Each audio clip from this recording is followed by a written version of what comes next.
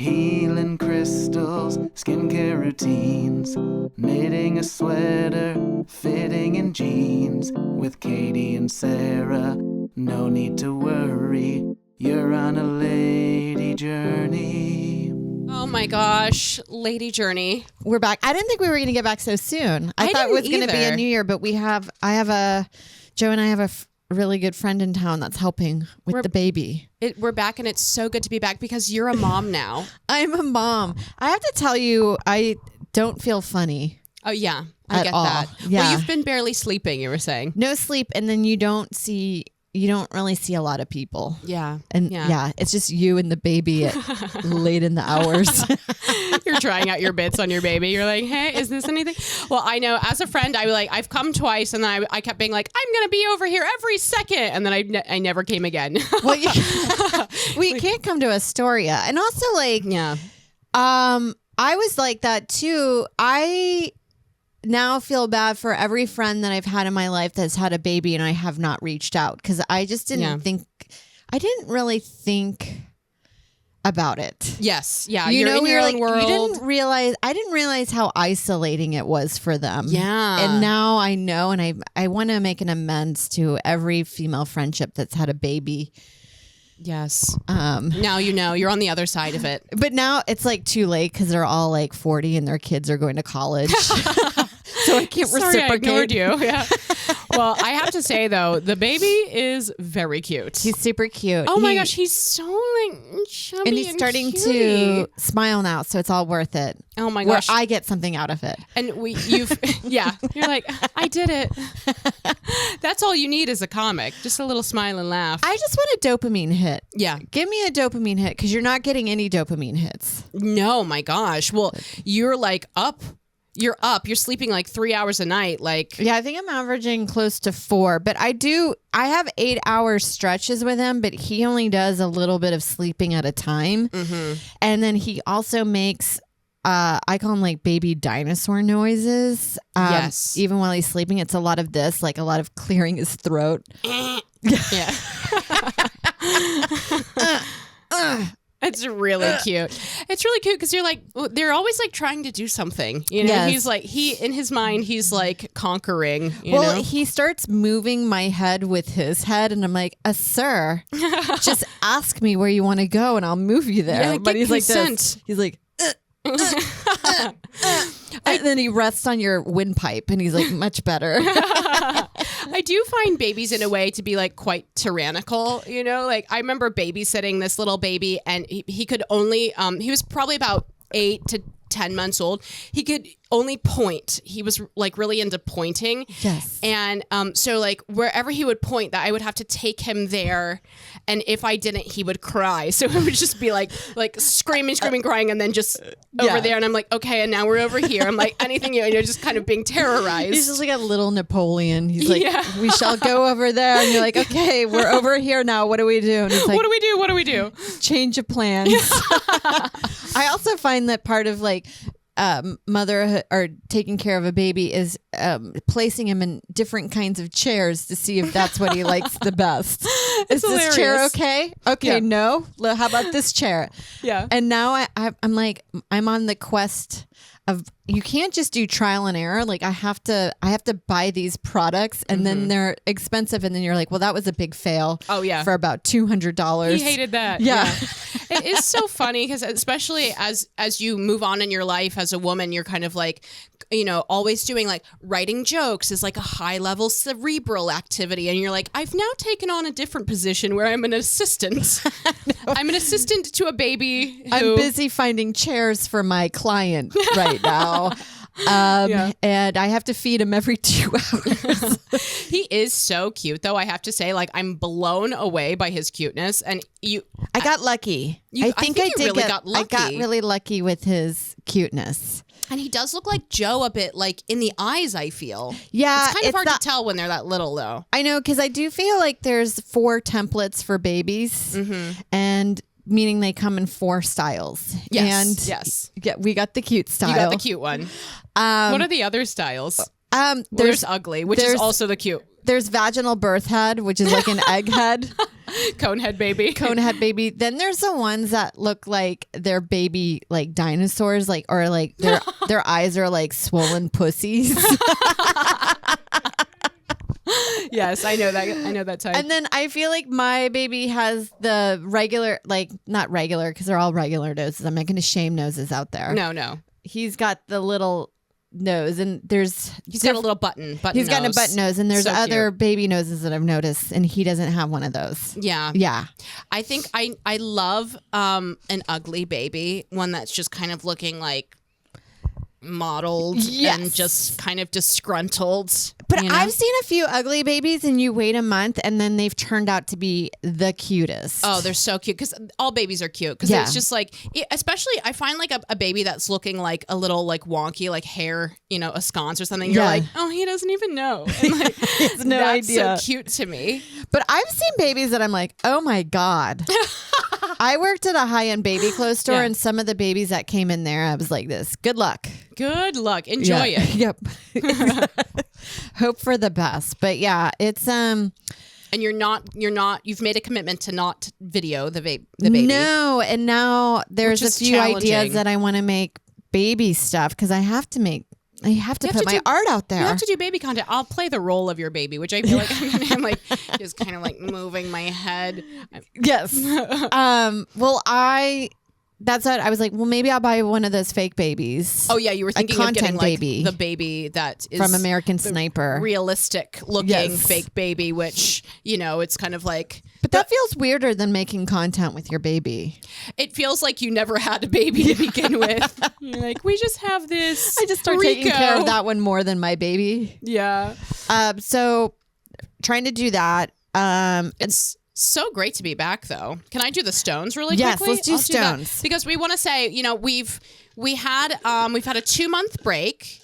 The baby is now 6 weeks old. So Sarah's been in it, but I've been home and I've been very busy working on my social media, which is my baby, but also sleeping a lot. But we want to say thank you so much. And thank you for everyone being patient. Thank you to our new Patreon members, especially Lindsay.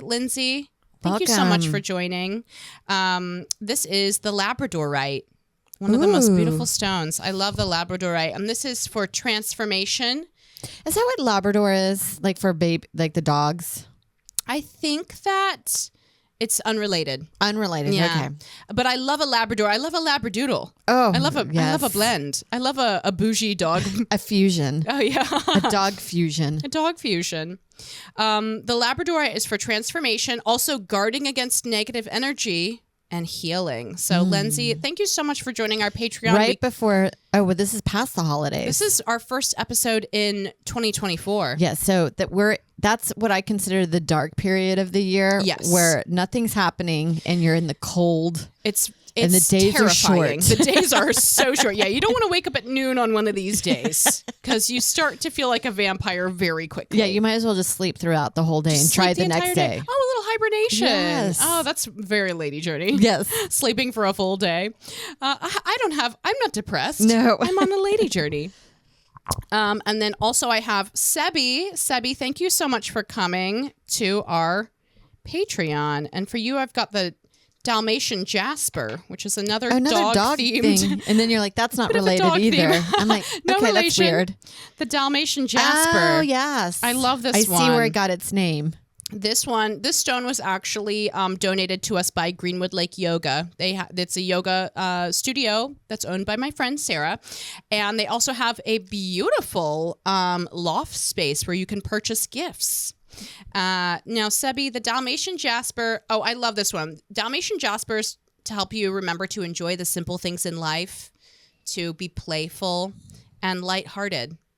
So enjoy something fun like a grilled cheese. Oh my gosh, something fun from your childhood. Yeah. Oh, I'm an adult. I'm running around. I'm busy. No, take a moment. I've been eating PB&Js lately. Oh my gosh, a PB&J. Underrated. Absolutely. Now, I'm not a jelly person. I do jam.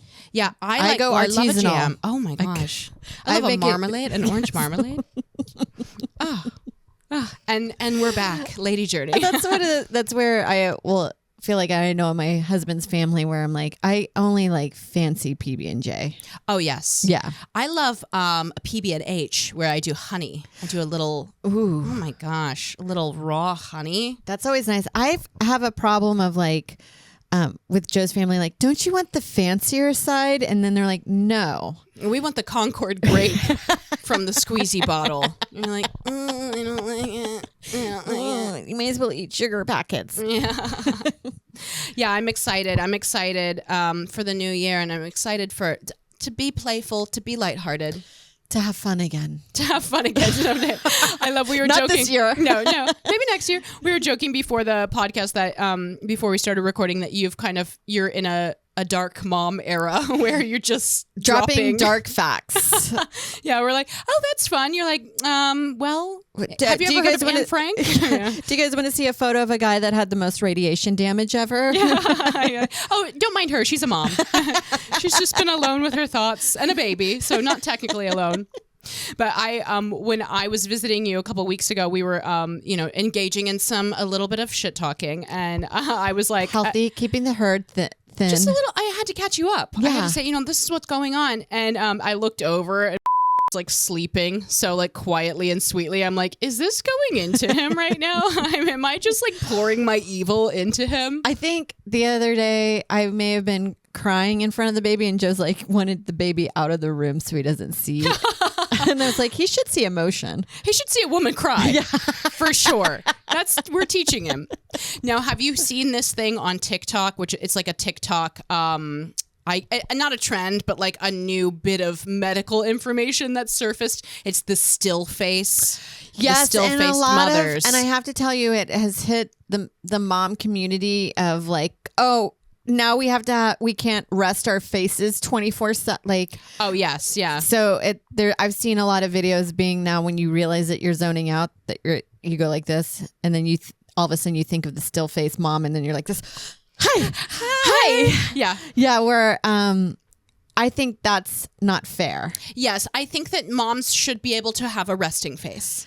Because I guess, what is even the still face thing? It's like if you're raised with a mother who doesn't emote facially, then you are kind of what? I think you become a comedian or something. I guess so. And then I'm like, did I have a still face mom? And then you wonder, but then you're like, if I hang out with somebody that's trying to entertain me 24/7, I want them out of my face. Yeah, you don't want There's an an always intense on energy. mom. Yeah, an always on mom seems like hello, my baby. Hello, my. You're like, Please don't cry. Why is Please my don't- baby being weird? I know. So I'm like, I don't feel like that's a fair assessment, but I think the study was more about like when your baby's is playing with you to mirror back. Okay. Yeah. So and it's like- not just negate that it's playing, Don't interacting actively with you. ignore your baby. Yeah. Yeah. I think it's fine. I'm sure, like, if you're living a normal life, like just being normal to the baby. Yes. Well, now I was like, I don't want to be a mom that's on my phone the whole time, but I have to tell you, you realize like, what else am I supposed to do?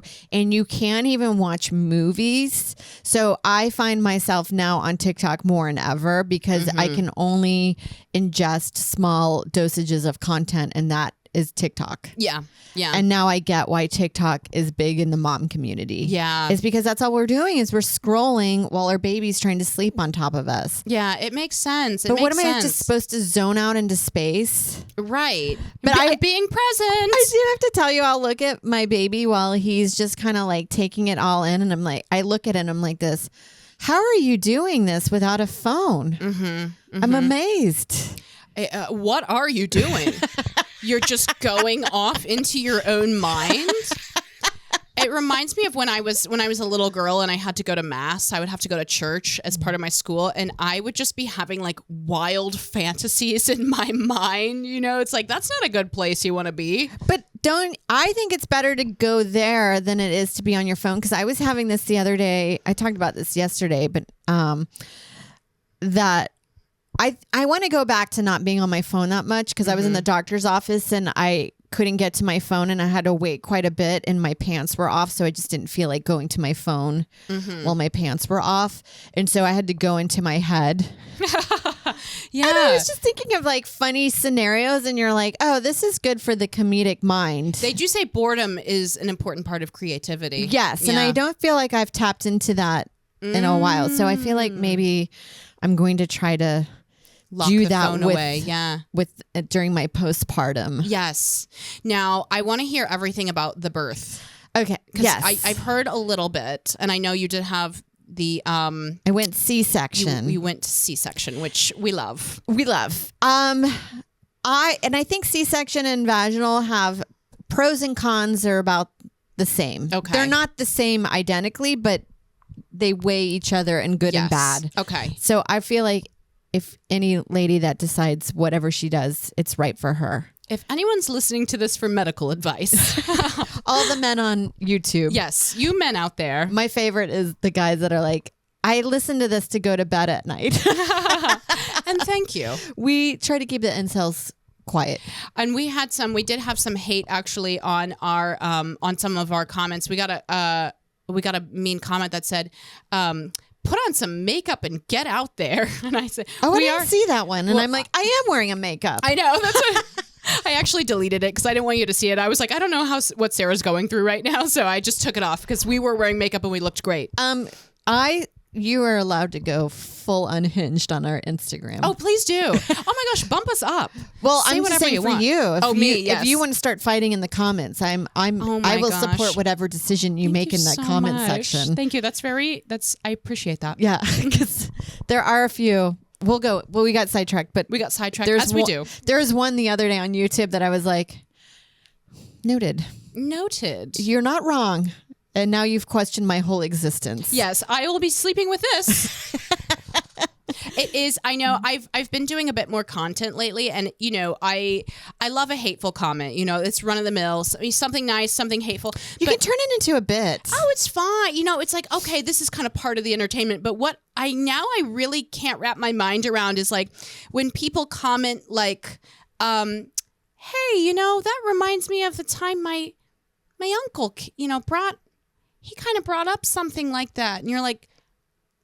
Just a comment. What? Are you okay? Are we hanging out? Yeah, you want to believe that everyone writing hateful comments like they have a sad life, but it's like, no, what's going on? Yeah, this person's just throwing out information.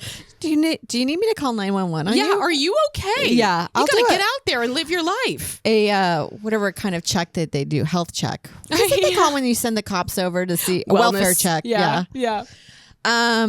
Yes, my goal is to hit the boredom.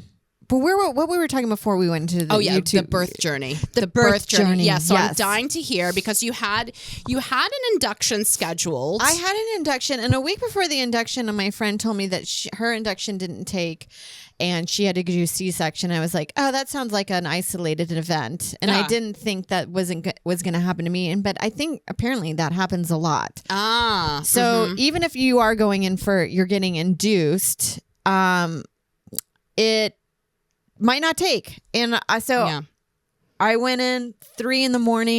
on the 26th, and which is such a weird. I had to call at 1, being like, "Can you take me?" It sounded like we were doing a drug deal. I'll meet you in the parking lot. That's hilarious. And then the lady quietly was like, "Yeah, we can take you." Wow. I guess sometimes they get overloaded. If it's an induction, then I'm not going through labor. Then there's really no need for me to come in if they're dealing with other women. I see. That are going into labor, because those places, and it did get busy apparently on my weekend. Wow, 3 a.m. does seem suspicious. It does. And I guess because it takes like a long time. Yeah. And it took a full 24 hours before I started to feel any cramps. So I didn't dilate. I wasn't dilating. I did an epidural, which was amazing. Oh, really? Oh, in my fact, gosh. I'm like, why can't I just be in an epidural state for the rest of my life? Oh, my gosh.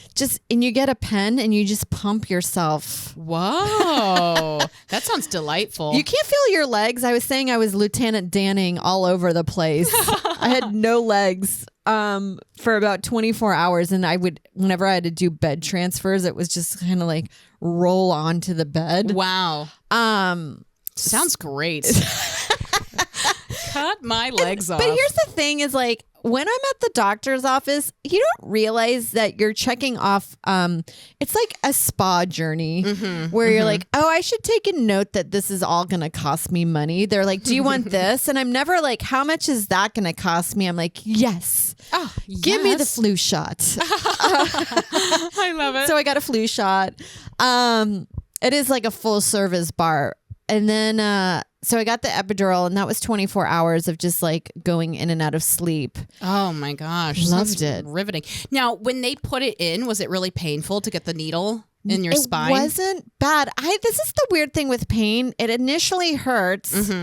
And then you get used to it for after 10 seconds, and it's not the sharpest pain I've ever felt. Okay. It's more of an uncomfortable, like, ugh, gross. Yeah. It just feels gross. Wow. And then it goes away, and then you have drugs pumping to your system. Oh, worth it. And so I got a little free lapse. That sounds great. Which I loved. And so 24 hours of just being in that sedated. And then then they put the balloon in you to induce to pop your water. Oh, I didn't know that's how they did that. So then It's like a weird party trick. It's weird clown antics going on. Well, it's weird. It's like a pit crew that's constantly working. You've got 3 people that are like, I'm doing this to you now. And you're like, great. You're just fucked up. Yeah. They're just like people putting IVs into you, catheters, all that stuff. And then they come and they check on you, but like they finger you periodically, which is just like funny to just be like, you think that should be like a formal, but it's just a straight up fingering. They're just getting written consent every time, but they're like, we're just checking now. You're like, oh. And then the whole time I was not dilating, and then I'm starting to feel cramps, or I'm assuming contractions. Okay. And those were really painful, and that's when I started really hitting the epidural. And then I was like, here we go time. And then they're like, nope. Oh, wow. You're still at 3 inches or 3 centimeters. You're like way far away. How much centimeters do you have to get? I think it goes to 12, and then the go time is maybe around 7. And then there's also a thing of like when the baby kind of drops, the distance his head for your cervix. I think there's an actual course. There's a term for it that I just blocked out. And then I don't think that was happening. And then I was like, that it must be now. And they're like, no, you're not even dilating. And then the reason why I was at 3 centimeters or millimeters is they were like, well, we did that. Oh. So my body was not even registering anything. I know, it's so hilarious. You're like getting faked out by your own. You're like, here we go. Yeah. They're like, no, we haven't started. You're like, what even was happening? What's going on? Like a minor gas pain or something. So the cramps, the contractions were really hurting though. Yeah, even at that little bit. Yes. And it starts to feel like you have to take a huge shit. Okay. That's good to know. With cramp. It's like my first, when you first get your period as a girl, the kind of cramps that you deal with then, the intensity that make you feel like you have to go diarrhea. Yeah. That's what I was having. Okay. It sounds great. That's why I like guys. Yeah. You're like, it's not woman painful. is It's just fun. like, you feel like you have to diarrhea and all blood rushes from your face. I used to have to go take naps in the nurse's office. Oh yeah. That's what it was. Yeah. I remember those days. And so then they were like, okay, well, your body's not reacting to the drug that we give to induce. And so then I went and they were like, we probably should do a C-section because you've been here for 24 hours. A full day later. A full day later, yeah. Wow. Were you eating and stuff? Broth. I was just eating broth and Jello. God, it is like a spa. You're like, I'll have a little hot pot. And then you're like, you start looking forward to your beef broth. I'm like, this is what Gwyneth Paltrow's life is like. I'm just enjoying just my beef broth. Yeah. Like a sterile environment. Yeah, she's just I'm just gooping in there. Oh my gosh. Sounds lovely. It was. And then they're like, okay, we're gonna try to find an operating room. Wow. And then it took 45 minutes, and then that's when you get, they push you in. And then time as a concept is crazy because it feels like it's going by fast, but then you realize that you've been in there for stuff has been going on for hours. Wow. So they put you in, and then it's the anesthesiologist, and that I always enjoy that. Ooh, because it's so like fascinating. I'm awake, and then they're like cover you the bottom half of your body with a curtain, and so you don't know what's going on below you. Oh, right. And okay, so that makes sense. I was like, why are they doing that? It's for a little show. It's like a little puppet show happening on your stomach. But it does feel like that. Because that curtain is made in a way that they can open it, and then there's a fly screen. Oh wow! To see the baby. for the flies. The finale. Yeah. So yes, they start putting you in, prepping you, and then it's just like, do you feel this? And you're like, I feel pressure, but not a sharp pain. And they're like, great. And then they start going at and then trying to cut you up, and then you have no idea what's going on down there. Only Joe's like every now and then he can kind of see what's going on. Wow. And you're having a really like sweet moments together, and that was really sweet. And then there's a feeling in my mind of like, oh my God, this is happening, and you're like, I'm not ready. yeah I'm not, because it sets in, you're like, from here in about 30 seconds, you're going to have a being that you have to take care of for the rest of your life. That very heavy. It sets in, because even leading up to all of it, I don't think your mind can grasp the weight of what's going on in your life. And so that was what was happening in that moment of like, oh my God, my life is about to change forever. Wow. That's huge. It is. It's so, and it feels overwhelming, but then you're sweet and you're having a sweet moment with your husband, and you guys are being great. And so that part, it's all of it's great, but it's just like daunting. And then all of a sudden they're like, okay, they're telling you the whole time, like, we're almost there. He's almost out. And then they're like, are you ready? And then I'm like, okay. And then they pop the screen open, and then they show you your baby. And I have a photo of it. I won't share it. Probably. No, I won't share it. Yeah. We'll wait till he's 21. But Joe took a photo of it, and it looks so biblical because there's an overhead light and it outlines his body, and it's just like epic. It's because he's just in his new form. Wow. As the baby. And then you're like, cool.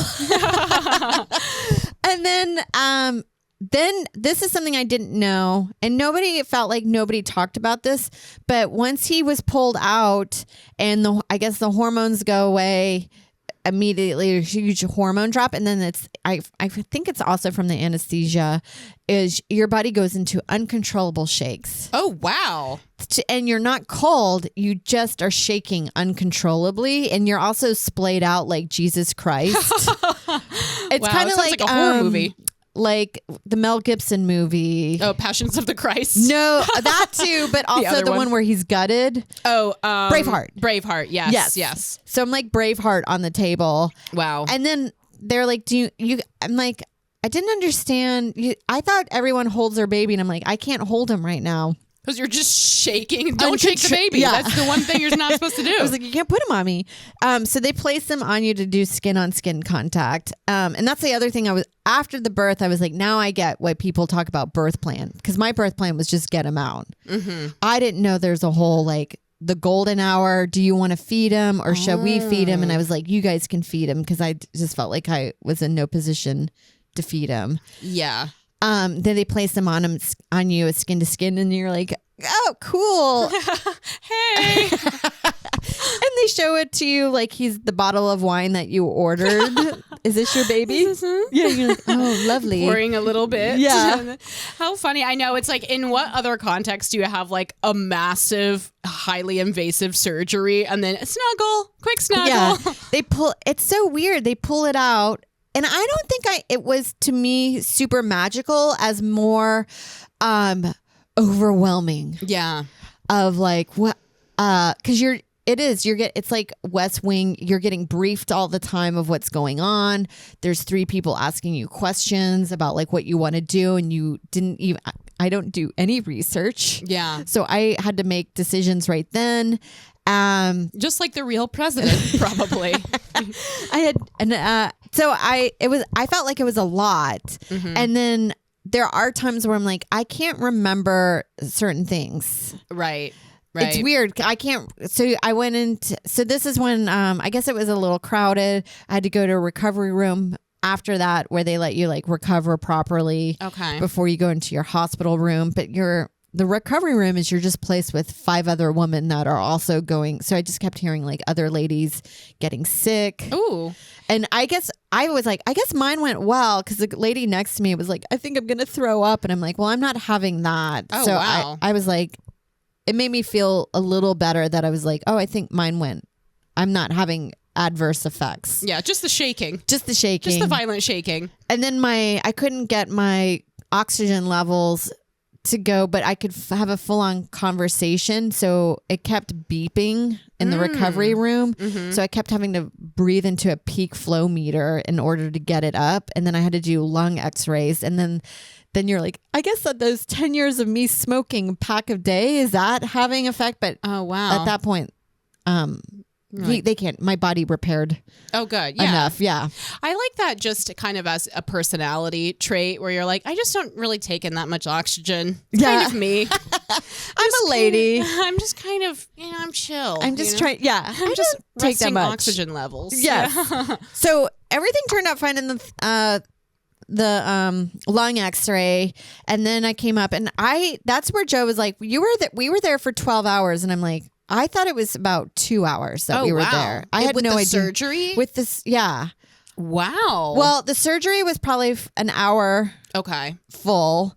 And then the recovery and everything else. And then I had to stay in the operating room while they tried to find a recovery. And Joe said that was 3 hours, but to me felt like it was 1 hour. But then that's the other thing. I was like, I was in there with my baby, and I think I was holding my baby, but I can't remember if I was holding my baby. That's hilarious. Where it gets overwhelming. And I can't remember when the first time I actually got to see my baby.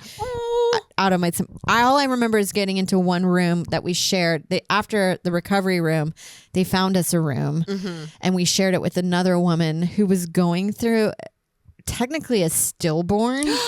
And they didn't want that to be the case, but they wanted me to have a room. And then eventually the nurses were like, hey, this is unfair to both parties. It was awkward to be like, celebrating our joy. Yeah. Well, yay, my mom. You have to try this. This is amazing. God. Yeah, how horrific. That's horrific. And so we got our own room, and then everything was kind of like smooth sailing. But I don't remember. I just remember, I think when we got into the shared room, they were like, here he is. And then they kept saying, like, you want to take advantage of the night nursery so you can get a full 8 hours of sleep before you really get into being like parents. And then they were short staff, and so there was no night nursery. So that's great. Classic New York City. So automatically I felt like I've always been behind. Yeah. And I've never caught up. And I'm sure that's just a feeling you have anyway. But that I feel like I was robbed. Yeah. And I want my fucking 8 hours of sleep, and I haven't had it since. Yes, that was your spa time. That was my spa time. Your spa time was cut short. And so that was the full birth journey. I know I probably have interrupted myself quite a bit. But we talk about it on mental health, and Joe might have other pieces. Oh, yes. Yeah. Joe had some funny stuff that he was saying, which I was cracking up, like about people being like, I was in labor for 38 hours. And it's like, well, most of that is like, you're just kind of sitting there. Yeah. Nothing's happening. Sipping your broth. Watching TV and enjoying each other and taking naps. So I didn't get to deal. Yeah. it wasn't extreme. The only part, if I knew that I wasn't going to take, I wish I just planned Csection. Okay. Because it was just 24 hours of not eating. Oh, so I was starving. Eat. Oh my gosh. Yeah. So, but after I had the baby, I was just starving. Oh, I bet. What was your first meal post baby? That's the thing. I can't remember. Maybe knowing it was probably some bread. Yeah. It was bread. Probably a loaf. Immediately. I don't remember what it was. That's a really long time to go without eating anything. 36 hours. Yeah, it was a long time. Just broth. Yeah. Yeah. I don't count broth as food. No, but it was pretty yummy when that's all you get. You're like, I could eat. Then you're like, Ooh, maybe yeah. I'll incorporate broth at home. Oh my gosh, liquids. I'm on a liquid diet. Now, I did a deep dive. I think you had mentioned this to me about the doula, the woman. She's a woman. She's Canadian. Oh my God, where did I see that story? I think it was in Vogue, I think. Okay. They did like a full story about her. It'll probably be a podcast. It actually is. I found one. It's on the last season of Something Was Wrong. And so I think the latest season is like season 19 or something. They've got Something Was Wrong has a really good, like it starts out really good and then it takes a bad dive where it's just women reading stories of like a man that abused them, like gravelly, no public speaking experience, which, I want to, the story, the story's valid. Yeah. But, If we're going to entertain me, there's no sound quality. Learn how to public speak. Yeah, get a producer. If you're getting abused out there, learn how to public speak. Yeah, put some effort into it. But it's such a fascinating show because like the whole concept is like, oops, excuse me. Birth control? Birth control alarm. I already took it today. But the whole concept of the show is like you start dating somebody or you have a friend and like everything's great and then you realize something was wrong. Something's been wrong the whole time. I love Something Is Wrong because it's so fascinating because they know something is wrong, but they ignore the flags because you're just kind of like, all right, what do I know? Yeah. He seems to only eat cheese. Yeah. Whatever. Yeah. Moving on. And then later on in hindsight, you're just kind of like, oh, okay. Now it makes sense. Yeah. Like the Scamanda where they were like, I did think it was weird she was going swimming after she had a skull stint. Yeah. Yeah.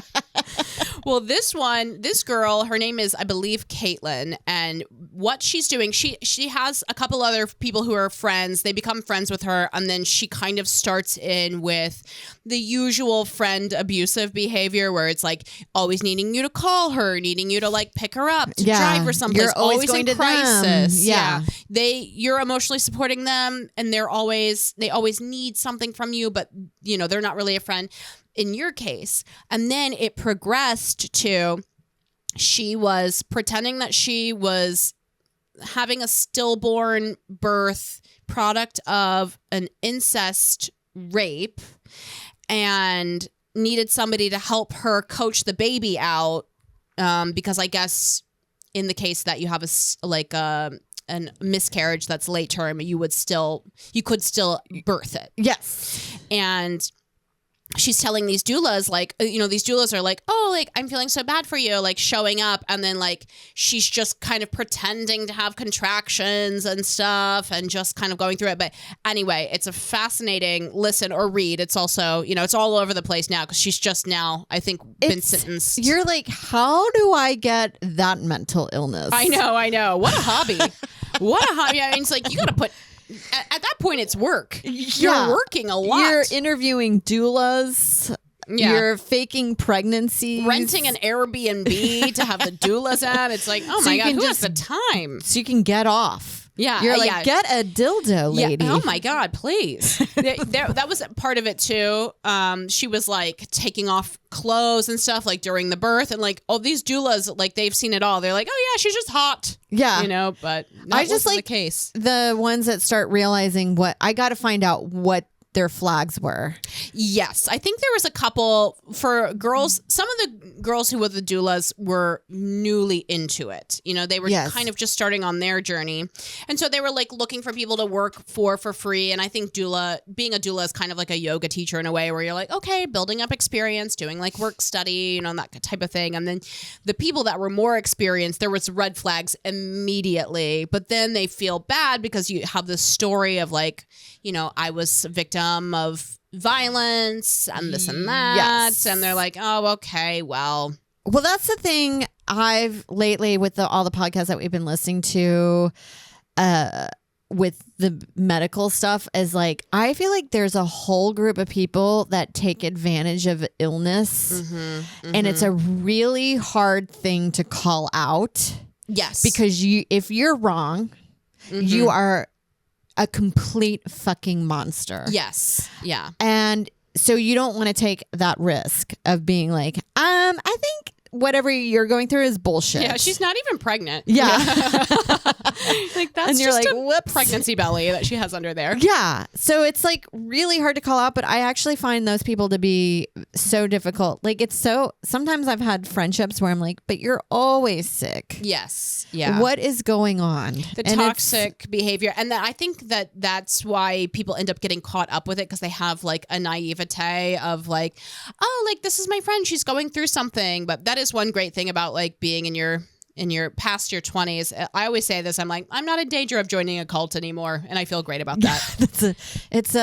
Yes, that's the advantage of getting older is that you feel like I'm like, you remind me of Marnie. Your tolerance is low. Yes. I mean, there's girls that I've met that they'll tell me a few stories and I'm like, don't think we will stop right here. Oh, absolutely. I will keep us as colleagues. Yes. And I'm not going to venture into your world that much. It's usually I can tell through their Facebook posts. Yeah. One You're to like, two stories about a friend who wronged you. And I'm like, okay, well. This is the second time you've asked for a number for a lawyer. Yeah. Yeah. I know Facebook is such the playground of the unhinged, I find. And it's like, if somebody is nuts, you are going to hear about it quickly on there because I don't know when it began. I remember when I was in high school, it was like writing was like boring and like kind of stupid, you know? And it's like now everyone is an author out there just Cryptic writing a messages. novel. Oh my goodness.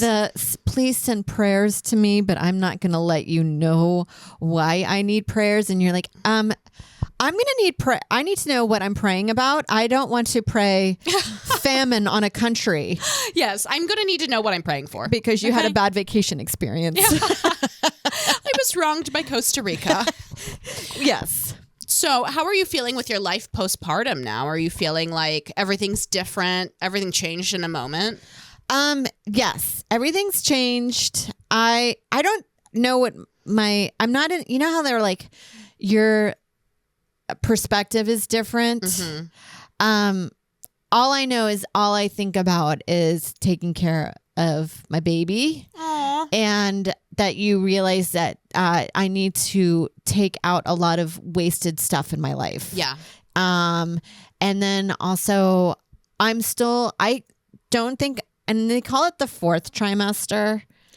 Oh, I didn't know about this. I think it still takes a while for your brain to realize that you now you have a baby. It's a wild shift. Yes. A wild shift. That I don't feel like I figured it out yet. Yeah. And I'm sure there's moms that are way into it. They're like, you never do. And I don't like that feeling. Yeah. Well, it's funny. I'd like to know, because it makes me feel like when I waited tables and the very first time I'm on the floor and you're like a chicken with its head cut off and you're like, I don't know. And then one day it just clicks and you're like, oh, wow, I'm doing this really smoothly. Yes. Or how you figure out the New York transit system. Yes. One day you just know it and you can go anywhere in the city without looking at a map. But the first couple of years, you're like, I'm going to express to the Bronx. Yeah. You're getting out of the train like, where am I? Who am I? What is north or south?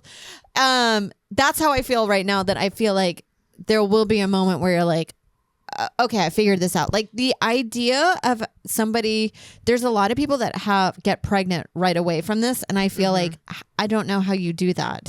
How you have a toddler and a baby at the same time. Oh, yeah. Oh my gosh. That seems like it would be really tough. Yes, because both aren't going to bed and then they're doing intervals. Oh yeah. On you. like sleeping, you mean? Yeah. Meaning like you put down one and the other one has had a nightmare.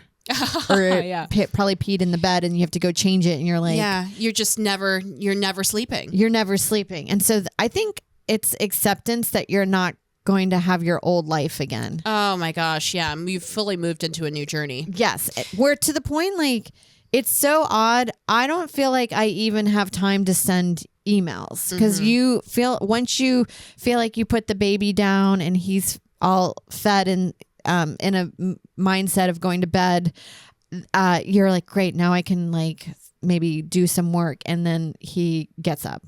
Yeah. I call him a little time sniper. Yeah, it's like a little Pomodoro. Yeah, like he just knows. 5 minutes down, 25 minutes up. Yes. Yeah. But now it's getting better because he is sleeping at least 3 to 4 hour stretches at a time at night. That's great. So I just sleep I'm not getting 8 hours of sleep consecutively, but I'm probably getting close to that throughout the day. Oh, that's great. Yeah, but the whole like sleep when the baby sleeps, I think that's just bullshit. You can't, because you're trying to clean your apartment. You're cleaning the bottles. You're making formula. And then also, I'll get into this in the next one, the breastfeeding. Oh, yeah. I can't wait to hear about the breastfeeding. Yeah. I don't know how. It's a full-time job. It's a myriad of challenges. Yeah. Well, you were saying today as we were heading down to the studio that this is the longest that you've been away from the baby. Yeah. And it feels weird. Well, it does. I have a friend taking care of the baby, and now I feel like I'm Paris Hilton, that I'm just like, just a clueless lady that's like the mom guilt has set in. I just see I visit my baby. Hello. Hi, it's mommy. Okay, I'm popping out again. I'm working for my podcast. An empire. My empire, yes. That does make me feel like I'm not mommying. Yeah. And that's the other thing too, is like it hasn't set in that I'm doing work. Mm-hmm. That I'm like, I must be doing my comedy stuff or whatever, like creating the content or sending out emails or like the social media postings. And I keep telling myself like, no, taking care of a child is full-time. A full-time job. And that I should feel the satisfaction from that. And be paid. By the government. That's the thing, is I'm making no income. Yeah. And Joe's like, we're fine. And in my mind, I'm still in the scarcity mindset of like, I want to contribute to our family. Well, I think it's really hard when because you start spending a shit ton of money. It's such a societal thing that tells us that housework and child work is nothing. It's not shouldn't be compensated in any way. I keep thinking of the Bill Burr joke of like, if you can do it in your pajamas, is it a job? And I have to tell you, I did have that mindset, but I think I'd rather work on but there's something vacationing about me working on the roof. Yeah. And the hot sun, like the thing about that Bill Burr joke, like this is a joke that he tells, if you guys haven't heard it, where it's like being a mom is the hardest job in the world. And he's like, you're not in a coal mine. Okay. But it's like, you're a comedian. What are you talking about? That you know a hard job. You're flying from town to town on a private jet. Yeah. Making an extreme amount of money to do 20 minutes or an hour's worth of work that you've already worked on for a full year. So it's just like autopilot. You're not even finishing your jokes for your Netflix special, like so I don't think you know. Exactly. Like you could do your job in your pajamas. Yeah. And you should. And some comedians do. That's my mindset. Like my point of view is like, it's probably the hardest I've ever worked. The hardest and then because the least nonstop. Compensated. Yeah. Well, I'm excited to get into it further as we continue on. Yes. Hopefully the podcast will go for 18 years. Yeah. We're in it. Yes. Ladies and gentlemen, thank you so much for listening to Lady Journey. Please like and subscribe below to support Sarah's lifestyle and her new baby. Join our Patreon so I can feel like I'm contributing to the family. Yes. Empire. And Lady Journey. Lady Journey.